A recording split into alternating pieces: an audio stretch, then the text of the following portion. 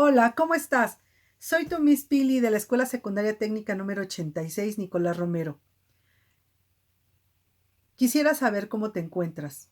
Tal vez estás triste, enojado, fastidiado, desesperado, porque estamos encerrados, porque estamos viviendo una pandemia, porque estamos viviendo cosas que no esperábamos. Yo necesito que quites toda esa tristeza si es que la tienes, toda esa angustia, toda esa desesperación y que pienses que es una etapa de reposo, una etapa en la que tenemos que pensar muchas cosas que a lo mejor no tomamos cuenta en el pasado. Yo quisiera que estés relajado, que te pongas a pensar en qué cosas te has equivocado, en qué cosas has estado acertado y que le demos gracias a Dios porque estamos vivos, porque no nos hemos enfermado, porque estamos con nuestra familia, porque estamos en nuestra casa así resguardados, esperando a que nos autoricen a regresar a nuestras labores. Yo sé que a veces estás triste, pero ten entusiasmo. Afortunadamente tienes tu escuela, tienes tus maestros, aunque estamos en un aula virtual, podemos hacer nuestras tareas, nuestras labores. Yo necesito que tú te levantes todos los días con una sonrisa, que te bañes, que hagas ejercicio, que te cambies de ropa, que comas a tus horas. Ahorita vamos a ver lo positivo. Te puedes levantar temprano a desayunar a la hora más cómoda. Puedes convivir con tus papás, con tus hermanos. Puedes hacer con más tranquilidad tus labores. Puedes comer a tus horas, a la hora de la comida, más temprano en familia, y cenar, y tal vez ver algún programa de televisión, qué sé yo. También puedes tener momentos recreativos, puedes jugar con juegos de mesa con tus hermanos, con tus papás, inventar algún juego, pueden hacer ejercicio. Yo sé que no podemos salir a la calle, pero eh, hay por ahí algunos videos de personas que se dedican a ayudarte a ejercitarte y lo puedes hacer. Si te gusta cantar, pon música, si te gusta dibujar, dibuja. Puedes hacer distintas actividades dentro de tu hogar. Y quiero que sepas que no eres el único que se siente así. A veces también los maestros nos sentimos preocupados, desesperados, porque no te podemos ver. Por lo menos yo te puedo decir que, pues que me gustaría estar en mi salón de clases, conocer tu cara, tu risa, tus bromas, tu manera de trabajar, que platiquemos, que compartamos momentos de reír, momentos de, a lo mejor hasta de enojo, ¿no? No sé, no es lo mismo convivir con las personas en una plataforma virtual a ver a las personas en vivo. Es mejor, ¿no? Es mejor la sonrisa, la cara de las personas, su voz. En este momento yo no conozco tu carita, no conozco esa risa, no sé realmente quién eres. Lo único que conozco de ti es tu nombre y tu forma de trabajar, porque ya me has estado entregando tareas. Yo no quiero que estés estresado, quiero que le eches muchas ganas y que sigas todas mis indicaciones. Por ejemplo, en las tareas que he revisado, tengo niños que me están entregando fotografías de hojas sueltas. Yo quisiera que tomes en cuenta lo que yo te pedí y que tengas tu cuaderno de trabajo. Les pedí que lo forraran de color verde, le pusieran márgenes, su portada, un dibujo, la visión y la misión de la escuela, y que integraras todas tus actividades dentro de tu cuaderno de trabajo, porque tu cuaderno de trabajo es tu portafolio de evidencias. Entonces yo necesito que trabajes con tranquilidad, que no te presiones, que no me presiones, que no estés desesperando, queriendo saber la calificación de tu tarea de cada semana. Tú no te preocupes, la plataforma ahí está y en el momento que yo suba tu calificación ahí va a estar. Tú concrétate a entregarme tus tareas a tiempo para que no te aparezcan retrasadas. Yo me encargo de evaluarte. Solamente te recuerdo que no eres el único alumno que tengo.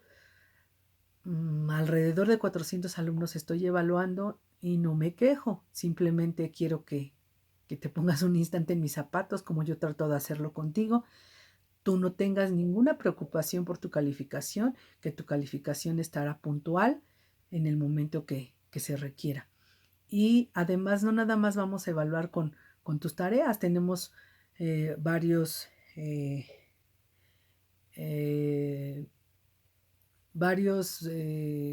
puntos evaluativos que ya les mostré a tus papás y a ti cuando les hice mi presentación, les di la forma de evaluar. Entonces a lo largo del ciclo escolar vas a darte cuenta con qué otros elementos cuentas para tu calificación. Te recuerdo que también este mes es de repaso. Tú ya conoces los temas porque los viste en primaria y únicamente estamos repasando. Te preguntarás por qué doy la retroalimentación retrasada, porque como es una clase de repaso, las tareas que yo ya te dejé, tú ya debías haber conocido esos temas, solamente estás recordando. Posteriormente, cuando iniciemos ya nuestras clases de primaria y secundaria, entonces serán primero las clases y después la tarea. Ajá. Entonces, quiero que te quede bien claro eso, que ahorita estamos en una situación de repaso. Estamos conociendo lo que es la entrada a la secundaria, para que vayas viendo cómo es que se dejan las tareas en biología y cómo vas a trabajar. Ajá. Entonces, esta nada más es una retroalimentación de tu primera semana. Después te subiré el video de la segunda semana, la tercera semana, hasta que se cumpla el mes. Y ya a partir del siguiente mes vamos a empezar ya con la clase y ya te dejaré las actividades posteriormente. Entonces yo te pido que tengas ese ánimo. Tú puedes ser ese angelito que anime a tus papás, porque ellos también a lo mejor a veces se sienten tristes, se sienten desesperados con la incertidumbre de qué va a pasar con tus estudios. Pero tengamos confianza. Vamos a salir de esto, vamos a regresar a nuestras escuelas y vamos a conocernos y a trabajar en el aula juntos a lo largo del ciclo escolar. Tengamos confianza en que esto pronto terminará y tomémoslo como una experiencia de vida de la cual tenemos que aprender. Pues bien, ahora sí vamos a empezar con nuestra clase de repaso. Me da mucho gusto dejarte un saludo y sobre todo que estés animado para continuar con tus clases de biología. Comencemos. Bueno, dentro de los temas que yo te dejé para la primera semana, tenemos a la biodiversidad, biología, ecosistemas, cadenas alimenticias, el ciclo del agua y el ciclo del carbono. En nuestro planeta existen millones de especies de animales, plantas, algas, bacterias, hongos, protozoarios, que conviven entre sí e interactúan en el medio ambiente o con el medio ambiente. Al conjunto de todos estos seres vivos se les conoce como biodiversidad o diversidad biológica. Vamos a definir qué es biodiversidad. Primeramente, vamos a dividir la palabra en dos. Podemos decir que bios o bio significa vida y diversidad significa variedad. Entonces, vamos a definir que la biodiversidad es la variedad de vida que existe sobre el planeta Tierra. Muchos de los factores que han originado esta gran variedad de vida, entre ellos podemos nombrar la disponibilidad de alimentos, nutrientes, del agua y del suelo, la humedad, radiación solar y, muy importante, nombrar los distintos climas que existen en el planeta. Todos los seres vivos, desde la generación de la vida en la Tierra, han pasado por distintos procesos, como la adaptación, la selección natural y todos los seres vivos que conocemos en la actualidad son el resultado de todos los procesos evolutivos y de las distintas interacciones con el medio ambiente.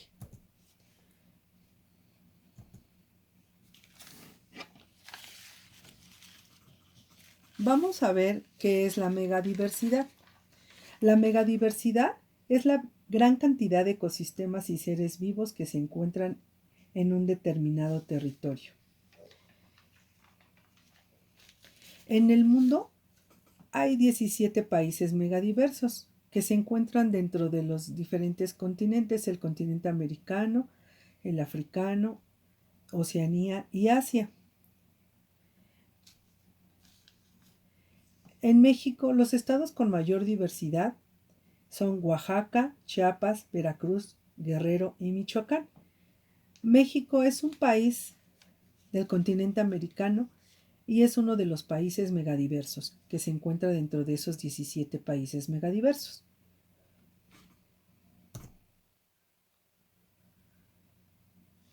Ahora vamos a ver lo que es biología.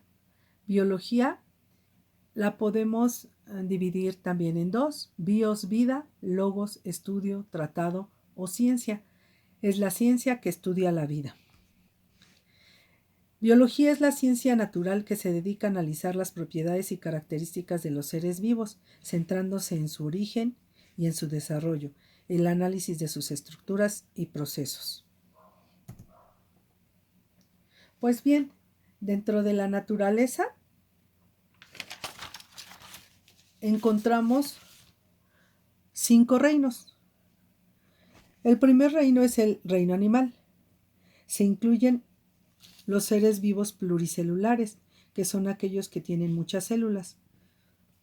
Son heterótrofos y necesitan de otros para alimentarse. Dentro del reino animal estamos obviamente los seres humanos, las aves, los mamíferos, reptiles, anfibios, vertebrados e invertebrados. Tenemos también el reino vegetal, que son todos los seres vivos pluricelulares, autótrofos. ¿Por qué? Porque elaboran su propio alimento, y dentro de los cuales se encuentran las plantas con flor o plantas sin flor, así como las algas.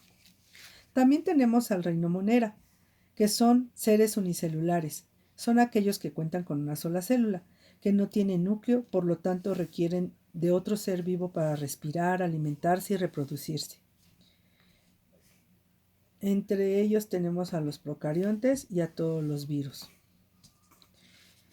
Tenemos al reino protista, que son seres unicelulares con una sola célula, con núcleo completo, y su reproducción es asexual.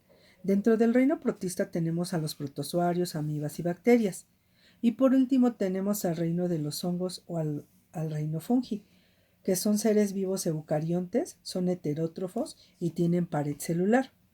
Dentro del reino fungi tenemos a los mohos, las levaduras y las setas. Bueno, ahora vamos a ver cuáles son las características de los seres vivos, dentro de los cuales tenemos al ser humano, a todos los animales, a las plantas. Vamos a ver cuáles son esas características que tienen los seres vivos. En primer lugar, como característica tenemos que todos los seres vivos tienen células. Células procariontas o células eucariontas. Las procariontas son las que no tienen núcleo y las eucariontas son las que tienen núcleo y tienen un ADN.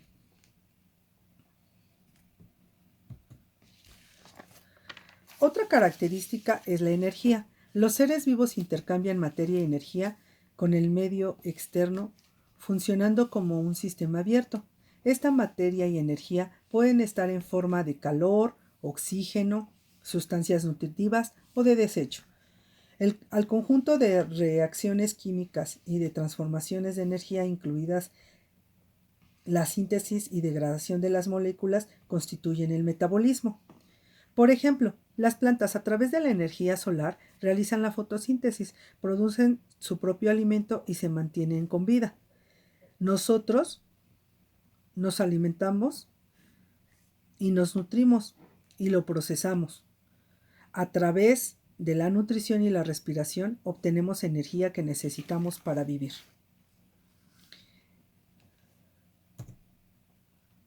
Otra característica que tenemos los seres vivos es la información.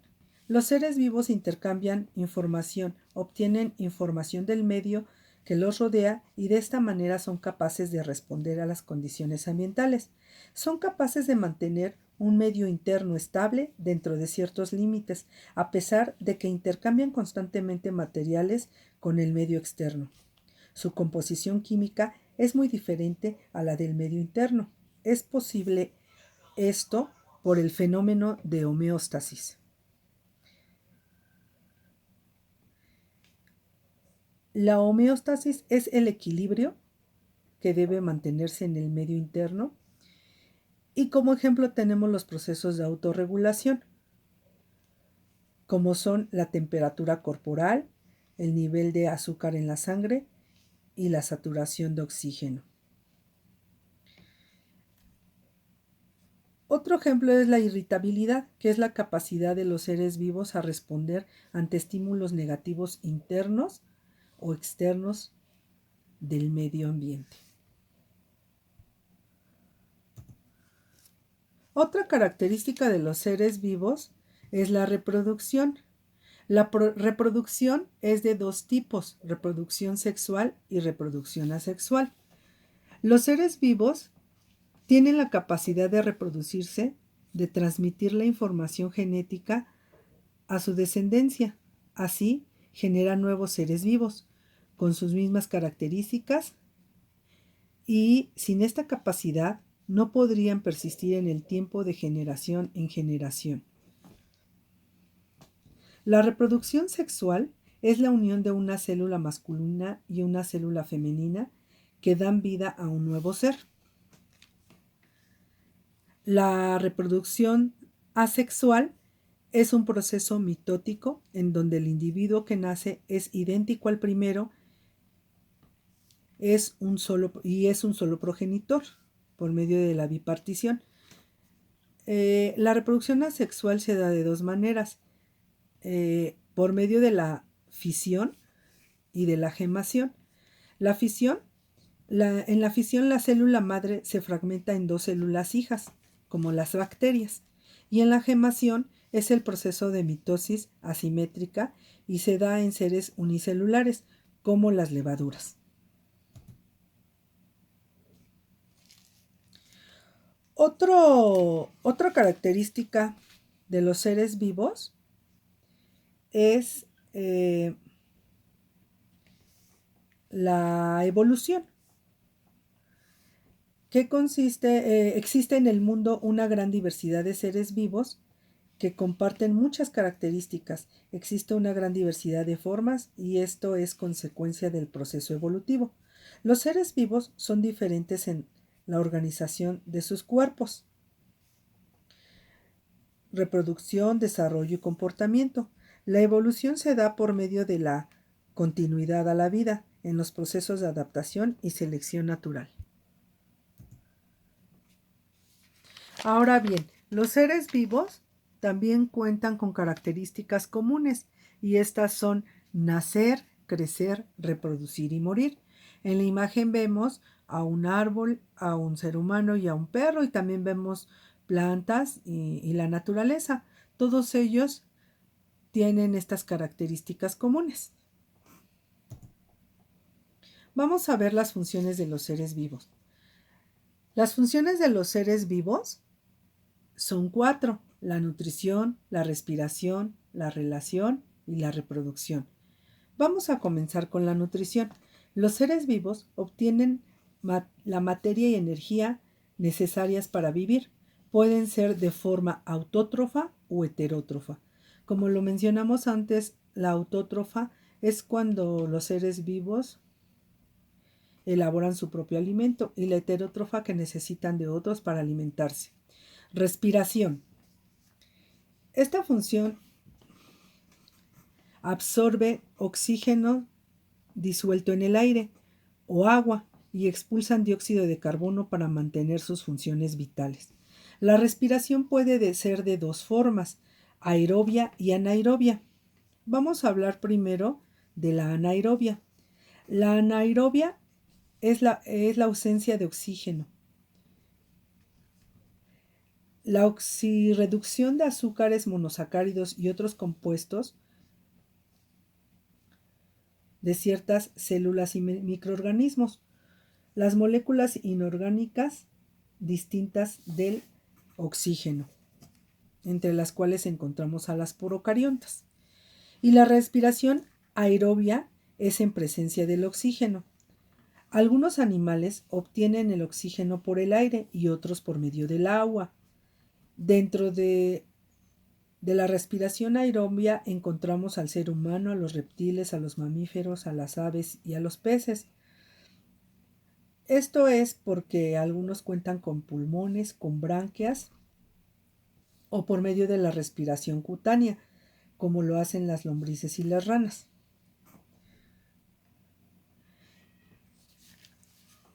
Otra función es la relación. Los seres vivos se relacionan para percibir información de su entorno y responden a este para sobrevivir, a lo que se le llama mecanismos de defensa.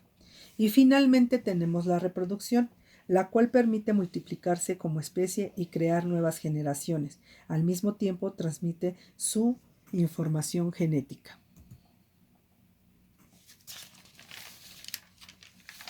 Ahora vamos a ver los ecosistemas.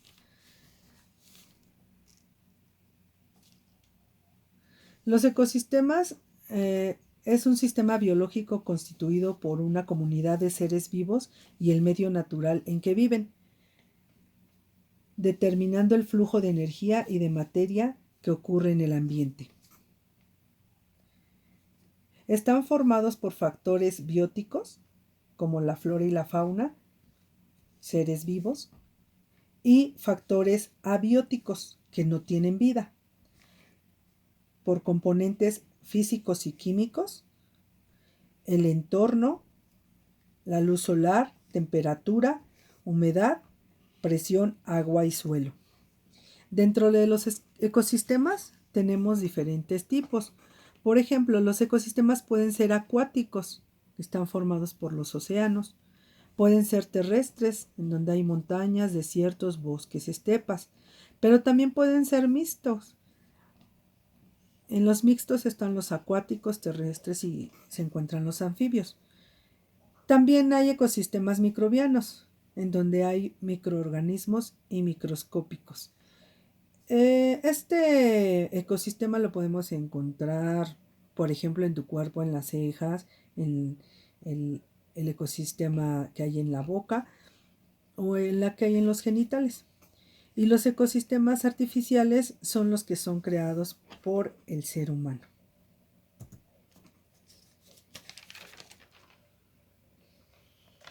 Vamos a ver lo que son las cadenas alimenticias o cadenas tróficas. Las cadenas alimenticias es el proceso de transferencia de sustancias nutritivas a través de diferentes especies de una comunidad biológica en la que cada una se alimenta de la precedente y es alimentada de la siguiente. Esto es la alimentación entre especies. Niveles tróficos. Se basan en la posición que ocupa el organismo en el flujo de energía, el origen de su alimento dentro del ecosistema. Y para esto tenemos primeramente a los productores, que son los organismos autótrofos, como las plantas, las algas y algunas bacterias. El segundo nivel son de los consumidores, que podemos encontrarlos como primarios, secundarios, terciarios y cuaternarios. Los consumidores son organismos heterótrofos. Los consumidores primarios son los herbívoros, que se alimentan de otros seres vivos, se alimentan de los productores. Los secundarios son carnívoros, que se alimentan de los consumidores primarios. Y los terciarios son carnívoros, que se alimentan de los consumidores secundarios.